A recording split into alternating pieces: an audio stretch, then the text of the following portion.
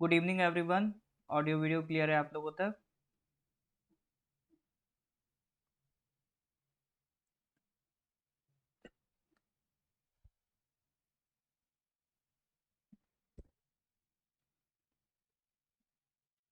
तो ये सर दिसंबर का करंट अफेयर्स है।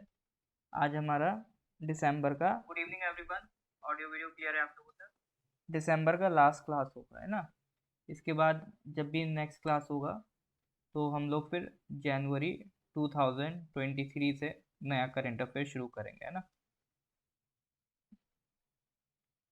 तो पहले पिछले कुछ क्वेश्चंस देख लेते हैं।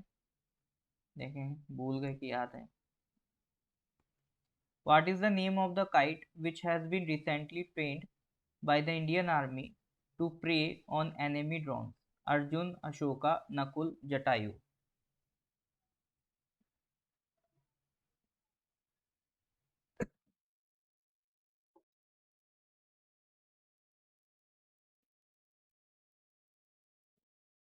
बताइए सर।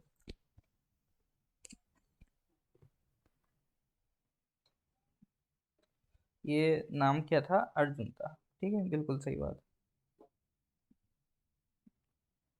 पूसा JG16 के बारे में बताइए। पूसा JG16 किसकी क्रॉप है? चिकपी की है, मेज की है, सोयाबीन की है या राइस की है?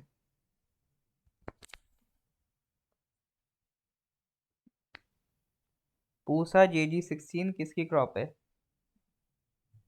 चिकपी, मेज, सोयाबीन या राइस? ये चिकपी की। ठीक है, वो जो छोला होता है ना, उसकी। Which of the following vehicles is related to the Samudrayaan mission? Samudrayaan mission जरूर पढ़ लेना, मैंने पढ़ा रखा है, मैंने एक क्लास ली थी यूट्यूब पे, नहीं तो सर्च कर लेना समुद्रयान नॉर्थ ईस्ट PSC, आपको मिल जाएगा। ठीक है, तो समुद्रयान मिशन के लिए कौन सा व्हीकल यूज हो रहा है? कौन सा व्हीकल यूज होगा बताइए। बिल्कुल सर, मत्स्य 6000 व्हीकल का नाम होगा। ठीक है, नॉर्थ ईस्ट फेस्टिवल ये वाला क्वेश्चन हो गया था। ठीक है, ये क्वेश्चन नंबर 94 तक हम लोगों ने लास्ट क्लास में कर लिया था। इसके आगे शुरू करते हैं आज क्वेश्चन नंबर।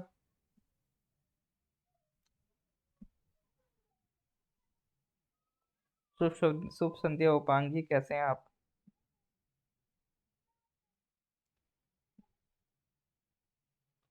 तो अभी स्टार्ट करते हैं सर क्वेश्चन नंबर 95 से। Which of the following companies has organised an AI पे चर्चा? तो इनमें से किस कंपनी ने ये ऑर्गेनाइज किया था AI पे चर्चा? गूगल, नीति आयोग, नासकॉम या फिर नेशनल ई गवर्नेंस डिवीजन?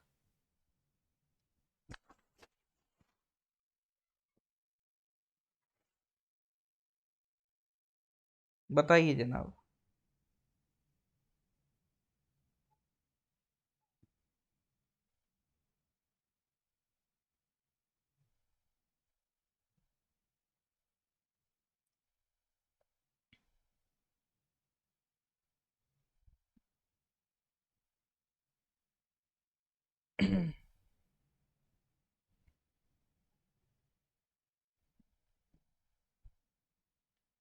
हाँ जी।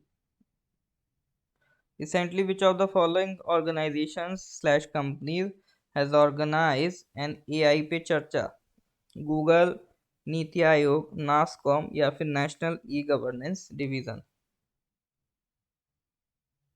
कमेंट्स क्यों नहीं मिल रहे मुझे आप लोगों के? ओके ओके, ले भाई। हर जगह नीति आयोग नहीं होता है। ठीक है, करेक्ट आंसर की बात करें, correct answer is national E governance division. ठीक है, आर्टिफिशियल इंटेलिजेंस पे चर्चा मतलब एक सेमिनार हुआ, उसमें आर्टिफिशियल इंटेलिजेंस से रिलेटेड डिस्कशन हुआ कि कितना हम अचीव कर चुके हैं और अभी कितना अचीव करना बाकी है। तो ये सारी बातें AI पे चर्चा पे हमने करी, और ये किसके साथ मिलके करी? National E governance department. ये department ministry of information, electronics and information technology के अंदर आता है। ठीक है, MeitY, ministry of electronics and information technology के अंडर आता है ये डिपार्टमेंट। ठीक है, तो ये डिपार्टमेंट ऐसा नहीं है आज का नया बना हुआ है, 2009 से ये डिपार्टमेंट काम कर रहा है। नीति आयोग जो जो इलेक्ट्रॉनिक्स मिनिस्ट्री और आईटी मिनिस्ट्री की जो भी प्रोग्राम्स हैं, है ना, उसमें ये सारे अपनी सर्विसेज प्रोवाइड करता है। ठीक है। नेशनल ई ग्रिड डिवीजन को आप ऐसे भी देख सकते हो कि सरकार के जितने भी बड़े प्रोजेक्ट्स हैं, जैसे डिजी लॉकर हो, उमंग ऐप हो, है ना, एपीआई सेतु हो, पोषण ट्रैकर हो, और भी इंडिया स्टॉक ग्लोबल, मेरी पहचान, तो जितने भी सरकार के बड़े बड़े आईटी प्रोजेक्ट्स हैं, उन सब में नेशनल ई गवर्नेंस डिवीजन का रोल आपको देखने को मिल जाएगा। ठीक है। तो यहाँ पर एआई पे चर्चा में आपका ये किसने ऑर्गेनाइज कराया था? नेशनल ई गवर्नेंस डिवीजन ने ऑर्गेनाइज कराया था। ठीक है, तो इसको ध्यान रखिएगा। ऑलराइट सर, फिर मिलते हैं, वो मिलते हैं कह रहे हैं, चलते हैं अगले क्वेश्चन की तरफ। Question number 96, which of the following will be India's first tactical quasi-ballistic missile which has been recently approved by Defense Ministry for procurement? देखो, अभी तक ना हमने दो तरह की मिसाइल पढ़ी थी, एक थी बैलिस्टिक, एक थी क्रूज। ठीक है। तो ये थोड़ी सी इनसे अलग है, इसको हम कह रहे हैं क्वासी बैलिस्टिक मिसाइल, यानी कहने के लिए बैलिस्टिक है, ये थोड़ी सी फीचर इसमें बैलिस्टिक जैसे हैं। ठीक है। तो टैक्टिक क्वासी बैलिस्टिक मिसाइल, इसके बारे में हम समझेंगे। तो इसको प्रोक्योर करने का अप्रूवल डिफेंस मिनिस्ट्री से मिल चुका है। तो इसमें इसका नाम क्या है? प्रलय नाम है, प्रहार नाम है, प्रचंड नाम है, या फिर त्रिशूल नाम है? हाँ जी सर, जो भी क्वासी बैलिस्टिक मिसाइल हम प्रोक्योर कर रहे हैं उसका नाम क्या है, बताइए। एक मिनट, पीडीएफ बंद हो गया, दोबारा से ओपन करना पड़ेगा।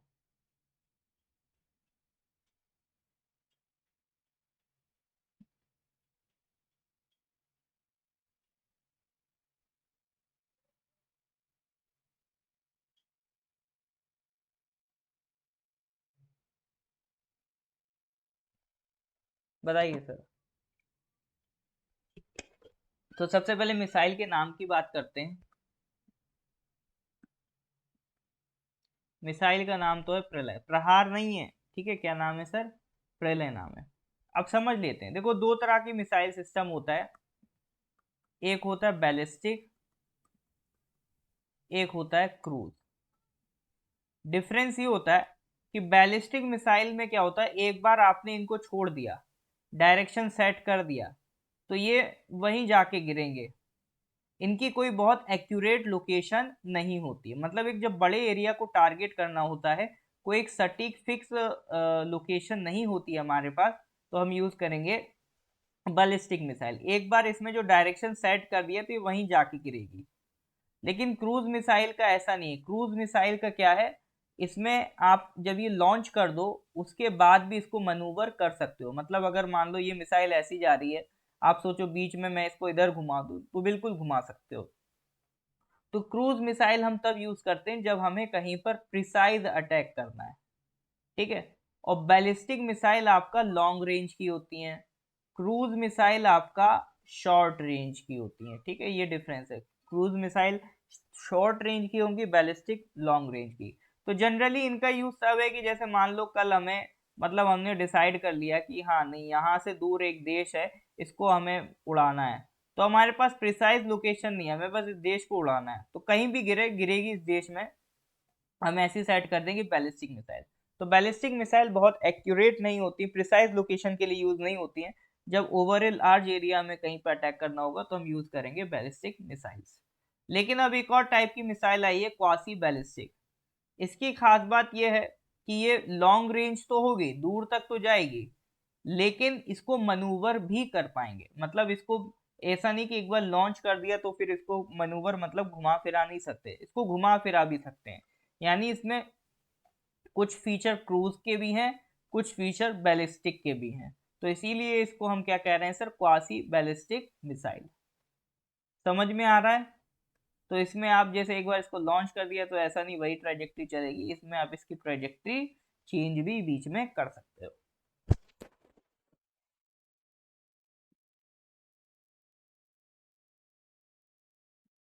क्लियर है सर? हाँ जी सर।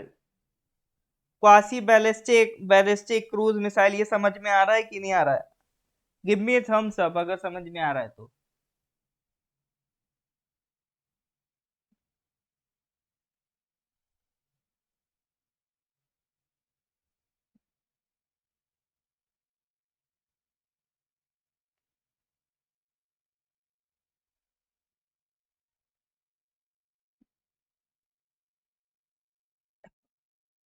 क्वेश्चन नंबर 97 पे आ जाइए।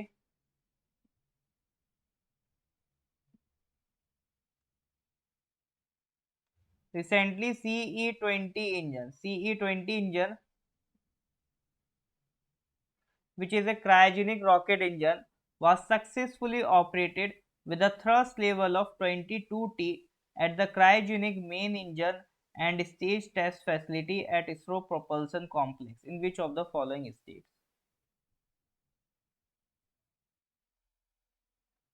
मतलब कुल मिला के ये सवाल है, एक क्रायोनिक इंजन है CE20।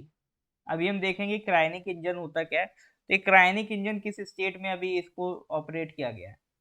केरला में, तमिलनाडु में,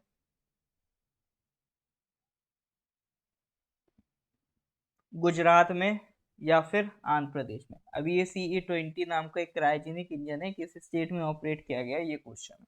बताइए सर। आज मार्शल नहीं है क्या आज क्लास में?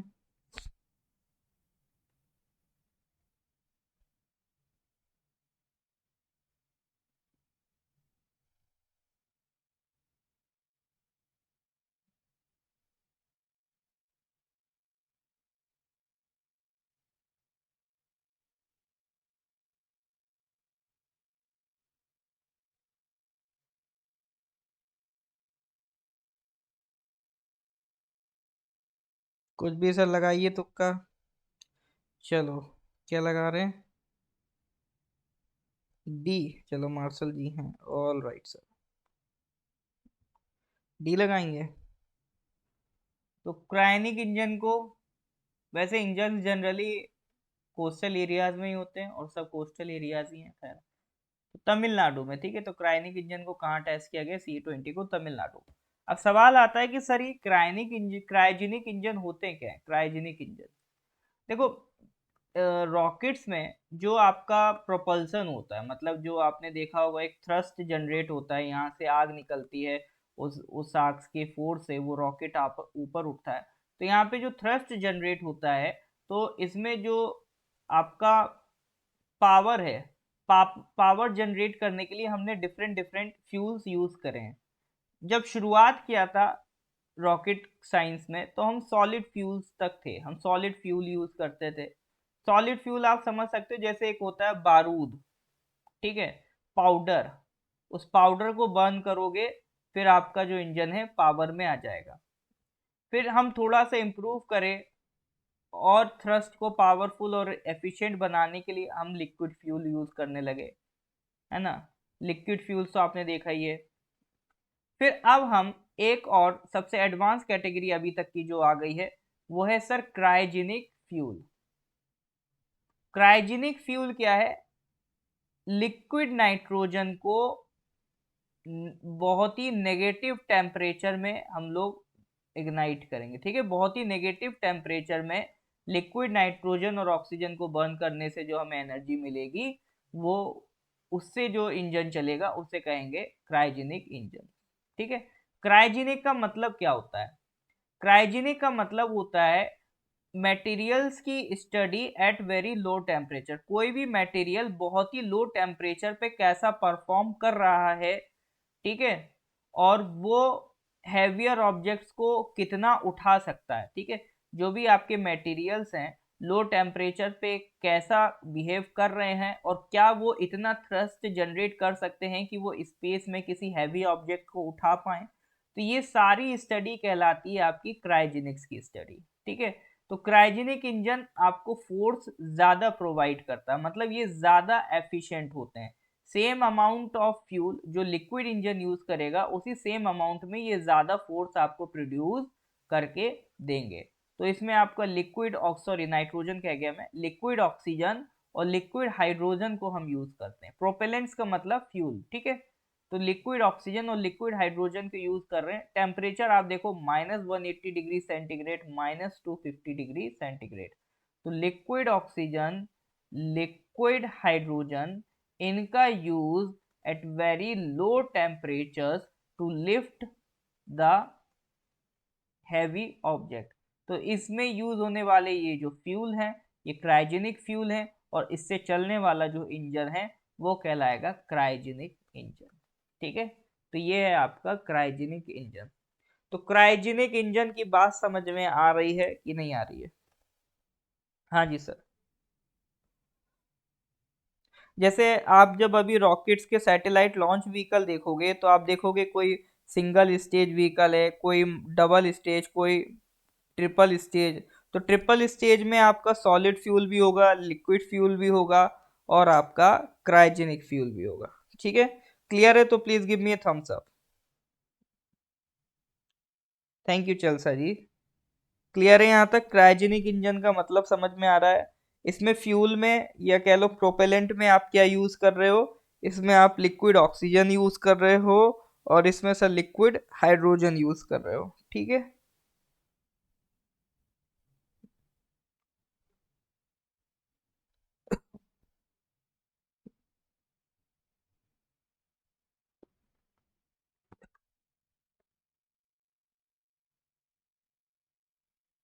All right sir. Next question पे आते हैं, question number 98। Recently which of the following states has laid the foundation stone of state's first central jail and announce that it would be named correctional centre? कोई एक state है, वो अपनी पहली central jail बनाने जा रहे हैं, और उन्होंने कहा है कि हम इसको जेल नहीं बोलेंगे, हम इसे बोलेंगे करेक्शनल सेंटर। मतलब हम यहाँ पे लोगों को सुधारेंगे। तो ये कहाँ की बात हो रही है? सिक्किम की, केरला की, अरुणाचल की, मिजोरम की? बताइए सर। सवाल की जिम्मेदारी ज्यादा है क्योंकि एक ऑप्शन में आपका स्टेट भी है। हो सकता है इसका आंसर अरुणाचल हो, तो सोच समझ के जवाब दीजिएगा, क्योंकि ये अगर आपने गलत करा तो इसका मतलब आप लोग बिल्कुल न्यूज़पेपर नहीं पढ़ते हैं।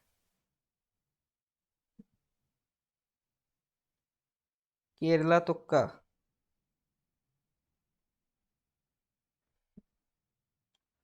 बाकी लोग क्या है सर? बाकी लोग क्या कह रहे हैं? क्या आंसर लगाएंगे बाकी लोग?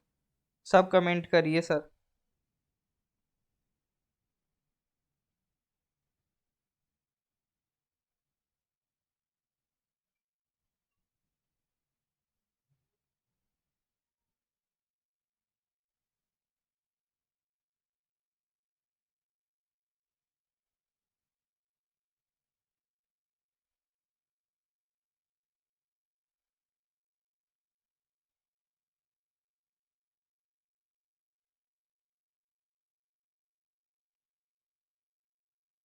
अरुणाचल पे तुक्का? अरे भैया, अरुणाचल पे भी तुक्के लगेंगे? Correct answer is Arunachal Pradesh. तो अरुणाचल के सीएम साहब ने कहा है कि हम एक सेंट्रल जेल बनाएंगे और उसको करेक्शनल सेंटर बोलेंगे। ये आपके सीएम साहब का स्टेटमेंट है। There is a pressing need to humanise prisons and prisoners and for a societal and administrative change in attitude towards prisoners, both convicts and under trials. With this approach in mind, Arunachal Pradesh First Central Jail will be renamed as a correctional center where we will ensure every effort is made to reform prisoners and provide them with the skills and opportunities required for their meaningful rehabilitation as productive and participated members of society। ठीक है। मतलब वो ये कहना चाह रहे हैं कि हमारे यहाँ पे जो लोग हैं, हम नहीं चाहते कि वो अपराधी हैं तो उनको सुधरने का मौका ना मिले। हम उन्हें रिहैबिलिटेट करेंगे, उनको नई स्किल्स देंगे, ताकि जब वो जेल से दोबारा अपनी नई जिंदगी में वापस जाएं तो एक अच्छी जिंदगी, एक मीनिंगफुल जिंदगी गुजार सकें। ठीक है। तो सीएम साहब का एक बहुत ही अच्छा स्टेप है ये। स्टेट लाइब्रेरी में न्यूज़पेपर नहीं आता? अरुणाचल टाइम्स ही पढ़ लिया करो फिर तब तक आप।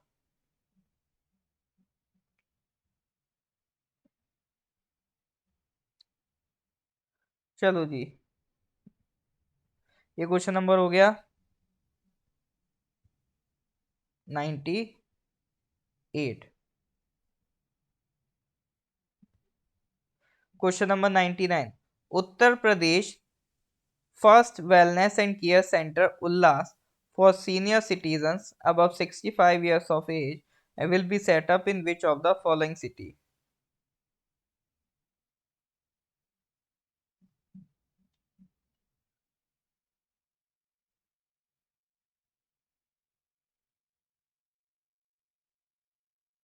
अभी एक वेलनेस सेंटर उल्लास बन रहा है यूपी में, जहाँ पे जो सीनियर सिटीजन्स हैं, मतलब जो 65+ एज के लोग हैं, तो उनके लिए क्लब टाइप का बन जाएगा। क्योंकि देखो एक एज के बाद लोग, मतलब सीनियर सिटीजन्स बोर होने लगते हैं। आजकल वैसे भी सेपरेशन बहुत चल रहा है ना। जो फैमिलीज होती हैं, जो बच्चे होते हैं, वो अपना अलग सेपरेट सेटअप कर लेते हैं, पेरेंट्स अकेले रहते हैं, तो वो अकेले क्या बोर होने लगते हैं। तो उनके लिए एक वेलनेस सेंटर बनाया है यूपी गवर्नमेंट ने। तो वो किस सिटी में बना रहे हैं, इसमें दबा के तुक्का लगाओ। Correct answer is Lucknow. ये वेलनेस सेंटर कहाँ बन के आ रहा है? लखनऊ में बन के आ रहा है, ठीक है। इसमें आपको कई सारे चीजें मिलेंगी। कार्ड रूम होगा, योगा होगा, मेडिटेशन फैसिलिटीज होंगी, खाने को मिलेगा, हॉबी एरिया होगा, मेडिकल केयर मिलेगी, इंडोर गेम्स मिलेंगे। तो एक नॉमिनल फी चार्ज की जाएगी, उसके बदले आपको ये सारी सुविधाएं वहाँ यूपी सरकार प्रोवाइड करेगी, ठीक है। तो ये हो गई सर उल्लास वेलनेस सेंटर की बात। Question number 100. Who amongst the following is the chairman of Supreme Court Committee on Accessibility, which has been recently constituted by the Chief Justice of India, D.Y. Chandrachud? एक committee है जो वहाँ अभी जो हमारे chief justice of India D.Y. Chandrachud ji है ना, तो उन्होंने क्या कहते हैं बनाई है। कमेटी का नाम है supreme court committee on accessibility. तो उसका चेयरमैन कौन है ये पूछ रहा है, बताइए। खाता खुल गया, चलो मुबारक हो, खाता खुल गया।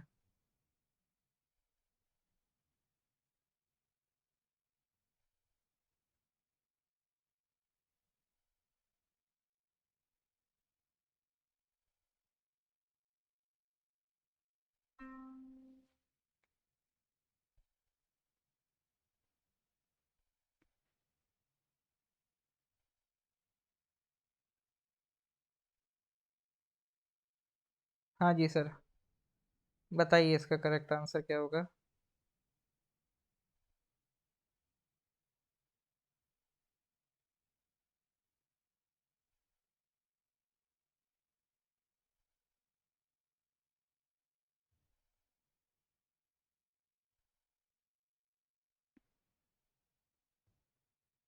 इस कमेटी का चेयरमैन कौन है जो चीफ जस्टिस ऑफ इंडिया ने बनाई?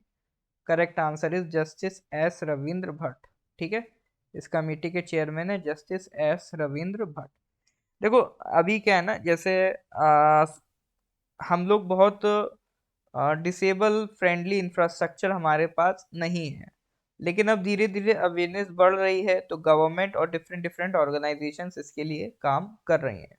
Same is with the supreme court. तो सुप्रीम कोर्ट भी चाहती है कि जो कोर्ट के प्रेमिसेस हैं, कोर्ट का जो इंफ्रास्ट्रक्चर है, वो डिसेबल्ड फ्रेंडली हो, ताकि अगर कोई पर्सन डिसेबल्ड है तो वो इजीली उस इंफ्रास्ट्रक्चर में एंटर कर पाए, उस इंफ्रास्ट्रक्चर को यूज कर पाए, ठीक है। तो इसी के लिए एक कमेटी बनाई है। उस कमेटी के चेयरमैन कौन है? Justice S Ravindra Bhatt. चलिए जी, तो ये हो गया sir question number 100। Question number 101 पे आ जाइए। Recently, which of the following countries has reported its first case of infection from Naegleria fowleri और brain eating amoeba? ठीक है, एक अमीबा है, नेग्लेरिया फॉलेरी, उसे ब्रेन ईटिंग अमीबा भी कहते हैं, ठीक है। तो ये आपका इनमें से कौन सी कंट्री है जहां पर अभी इसके इन्फेक्शन का पहला केस रिपोर्ट हुआ है? बताइए सर, कौन सा कंट्री जहां पर अभी इसके इन्फेक्शन का पहला केस रिपोर्ट हुआ है?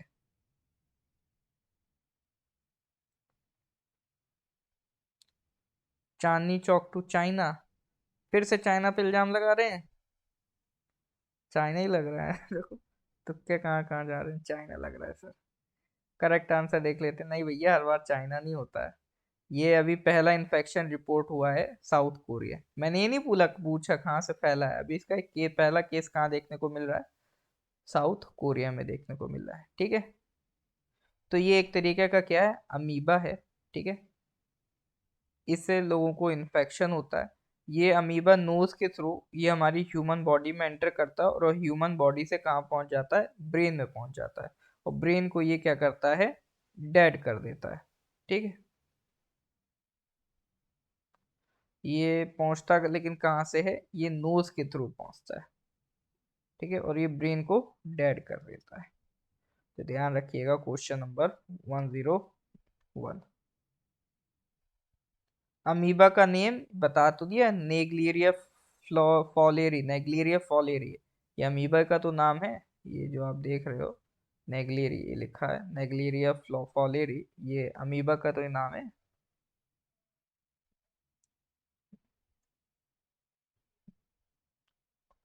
Question number 102, which of the following prison of Uttar Pradesh has been awarded a 5-star rating and the tag Eat Right Campus by the FSI, Food Safety and Standard Authority of India? इन्होंने एक campus को eat right campus का tag दिया है UP में, तो वो किसको दिया है, बुलंदशहर की जेल, आगरा की जेल, मेरठ की जेल, या दासना की जेल? बताइए सर।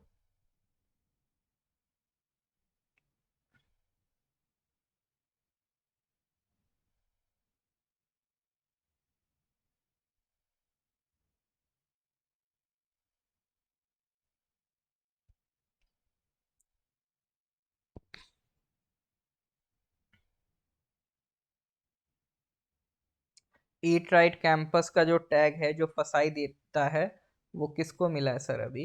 बुलंदशहर की जेल, आगरा की जेल, मेरठ की जेल, दासना की जेल। करेक्ट आंसर इज बुलंदशहर की जेल। बुलंदशहर प्रिजन को ईट राइट कैंपस का टैग मिला है। ठीक है, ईट राइट कैंपस करता क्या है, मतलब ये टैग उनको दिया जाता है जहां पर सेफ, हेल्दी और सस्टेनेबल फूड प्रोवाइड किया जा रहा है। ऐसे ऐसे कैंपसेस को दिया देखा जा रहा है जहाँ सेफ, हेल्दी और सस्टेनेबल फूड मिल रहा है, वहां पर फसाई क्या देता फिर रहा है, एक ईट राइट कैंपस का टैग देता फिर रहा है। गेनिक जी, पीडीएफ मिल जाएगा, ये जो वीडियो है इसके डिस्क्रिप्शन में एक पीडीएफ लिंक है, वहां से डाउनलोड कर सकते हैं। ठीक है, या फिर नहीं मिले तो मेरे को व्हाट्सएप कर देना, 9990 784 642। नहीं मिले पीडीएफ तो इस नंबर पे व्हाट्सएप कर देना, मैं प्रोवाइड कर दूंगा। ठीक है, इसका स्क्रीनशॉट ले लेना आप लोग।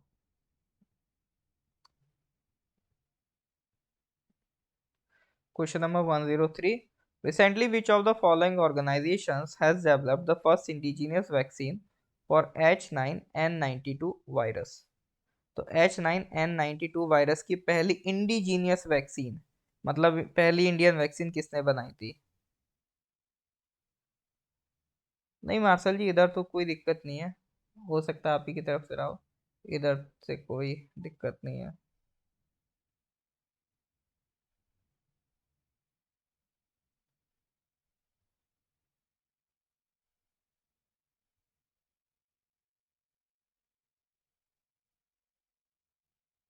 बताइए सर, इसका आंसर बताइए।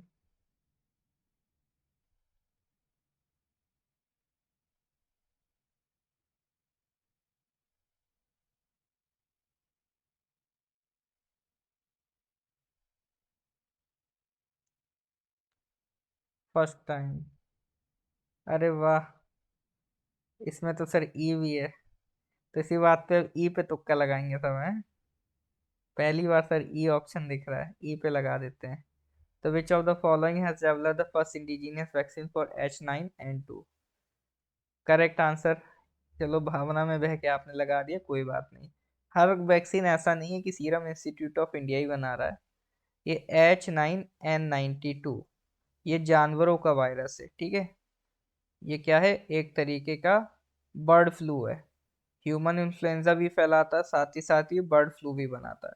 तो जब जानवरों की बात आ जाती है तो सीरम इंस्टीट्यूट ऑफ इंडिया नहीं है, फिर कौन है sir? ICAR, Indian council of agricultural research. तो H9N92 वायरस की जो इंडिजनाइज वैक्सीन है, पहली इंडिजनाइज वैक्सीन किसने बनाई है?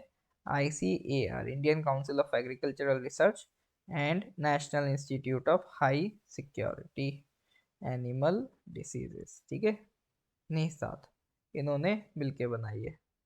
तो ये ई क्या हुआ अपना, हम भावनाओं में बह गए। चलो जी, आज का लास्ट सवाल, इस पूरी पीडीएफ का लास्ट सवाल। अभी इंडिया ने 720 मेगावाट देचू हाइड्रो इलेक्ट्रिक प्रोजेक्ट को असिस्ट किया है, और इसे ड्रंक नहीं है, ड्रूक ग्रीन पावर कॉरपोरेशन को हैंड ओवर किया है। तो सिंपल सवाल है, ये देचू हाइड्रो इलेक्ट्रिक प्रोजेक्ट किस कंट्री में, देचू हाइड्रो इलेक्ट्रिक जो पावर प्रोजेक्ट है किस कंट्री में, नेपाल, भूटान, म्यांमार या फिर बांग्लादेश।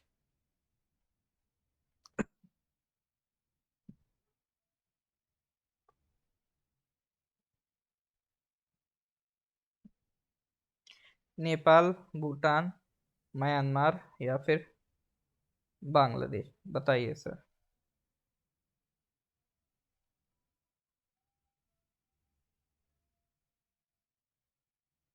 हाँ मैक्सवेल जी, कोशिश करेंगे, अगर क्वेश्चंस रेडी हो गए तो कल से, नहीं तो फिर परसों से, है ना।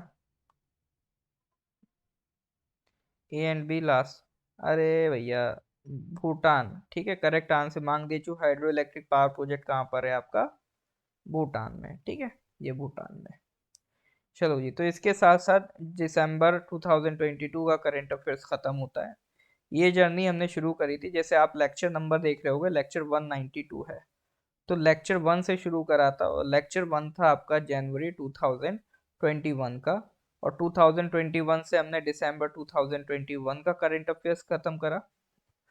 फिर हमने सर जनवरी 2022 से स्टार्ट करा, और जनवरी 2022 से आज हम एंड कर रहे हैं दिसंबर 2022 पे। तो आपके लगातार कंटिन्यूअसली मैंने 2 साल के करंट अफेयर्स आपको पढ़ा दिए हैं, ठीक है। अब ये सिलसिला 2023 में फिर शुरू होगा। तो अब नेक्स्ट क्लास में जनवरी 2023 का करंट अफेयर्स स्टार्ट करेंगे। तो लेक्चर्स अगर आपको लगता हो कि ये वर्दी हैं, ठीक है,